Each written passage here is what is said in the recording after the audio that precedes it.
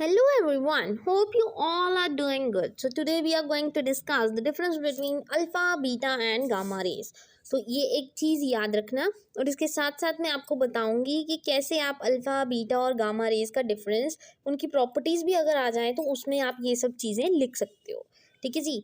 तो पहले हम स्टार्ट करेंगे अल्फ़ा रेज से। तो अल्फ़ा बीटा और गामा रेज होती क्या है। अल्फ़ा का सिंबल आप सबको पता होगा क्या होता है।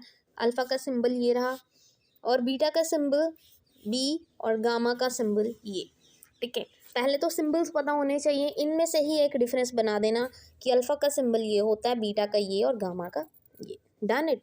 उसके बाद जो स्ट्रीम होती है अल्फ़ा पार्टिकल्स की, मतलब जब अल्फ़ा पार्टिकल्स किसी भी चीज़ से निकलते हैं, फॉर एग्ज़ाम्पल ये मैंने कोई चीज़ बनाई और ऊपर कोई फोटोग्राफिक प्लेट पड़ी है और उसमें से क्या है अल्फ़ा पार्टिकल्स निकले और उस रेस को मैं क्या बोलूँगी, अल्फ़ा रेज ही तो बोलूँगी।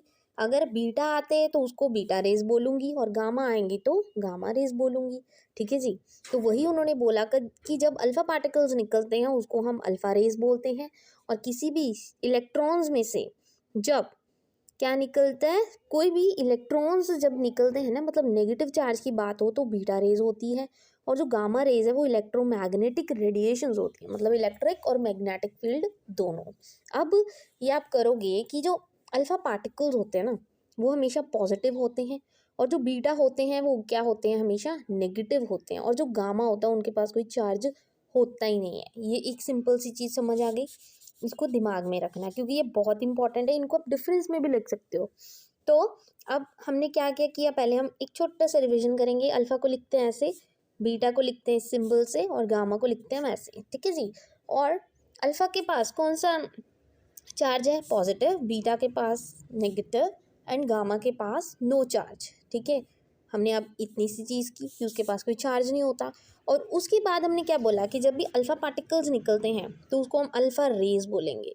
ठीक है जी, अल्फ़ा रेज। बीटा निकलेंगे तो बीटा रेज बोलेंगे, गामा निकलेगा तो पार्टिकल गामा रेज बोलेंगे। ठीक है, या वो सिंपल बोलेंगे कि जब नेगेटिव मतलब इलेक्ट्रॉन्स निकले तो बीटा चार्ज और कोई चार्ज नहीं निकला तो इलेक्ट्रोमैग्नेटिक वेव्स हुए तो गामा रेज। ठीक है जी, ये भी खत्म हो गया।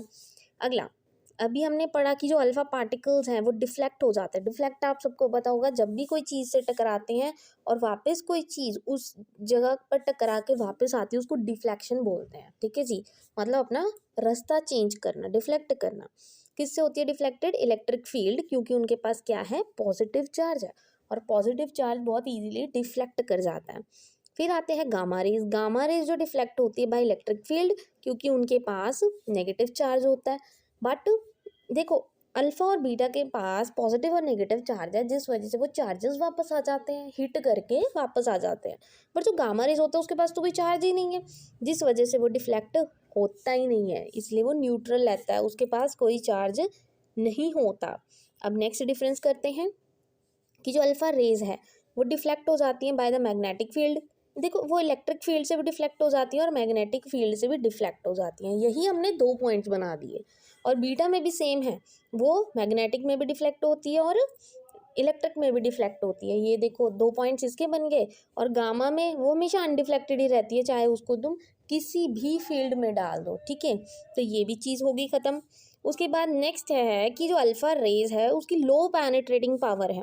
पेनिट्रेशन अब क्या होता है, पेनिट्रेशन होता है जैसे कोई, देखो बहुत सारी लेयर्स दे दी आपको, ये आपके पास अल्फ़ा रेज निकल रही है तो अल्फ़ा ना, अल्फ़ा के पास इतनी एनर्जी होती नहीं है तो वो ज़्यादा दूर जा ही नहीं सकती, वो सिर्फ इस लेयर तक जाएगी। अगर कोई पतला सा पेपर भी हो ना उसमें से भी अल्फ़ा रेज बहुत मुश्किल से निकलती है। ठीक है जी, तभी तो कहते हैं कि वो डिफ्लेक्ट होके वापस आ जाती है। ठीक है, क्योंकि अल्फ़ा के पास इतनी एनर्जी नहीं होती।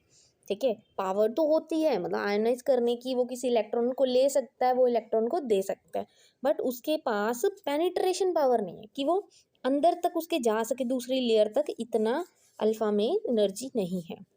फिर जो बीटा है उसकी अल्फ़ा से थोड़ी सी ज़्यादा पेनिट्रेटिंग पावर है और जो गामा है उसके पास सबसे ज़्यादा, मतलब अगर आप गामा रेज भी हिट करोगे ना, ये आपके पास 3-4 लेयर्स हैं और ये गामा रेज पड़ी है तो वो आराम से उस लेयर्स को पार करके एंड तक पहुंच सकती है। जो गामा रेज है वो इतनी तेज़ है, उसकी पेनिट्रेटिंग पावर बहुत तेज़ है।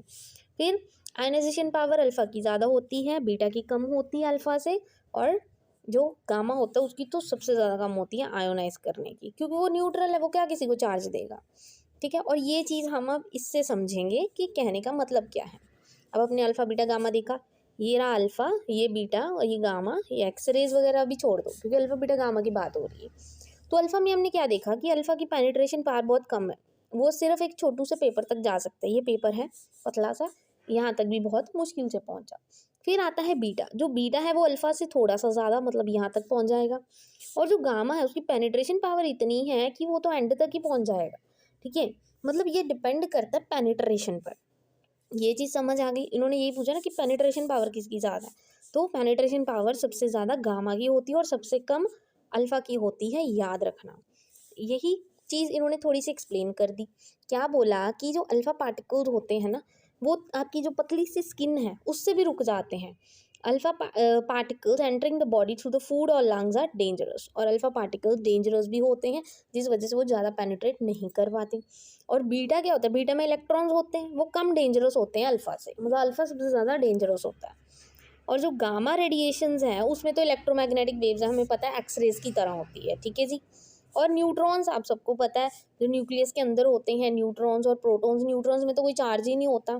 ठीक है, तो वो क्या करते हैं, इंटरेक्ट करते हैं दूसरे एटम से ताकि रेडिएशंस दे सके, उनका अपना कोई रोल नहीं है। तो अल्फा बीटा गामा की हमने डिफरेंस करनी थी। I hope this difference is clear to you, और ये डायग्राम भी अच्छे से समझ आ गए कि कहने का मतलब क्या था। तो अगर आपको वीडियो अच्छी लगी हो तो please don't forget to like and subscribe my channel. Thank you very much.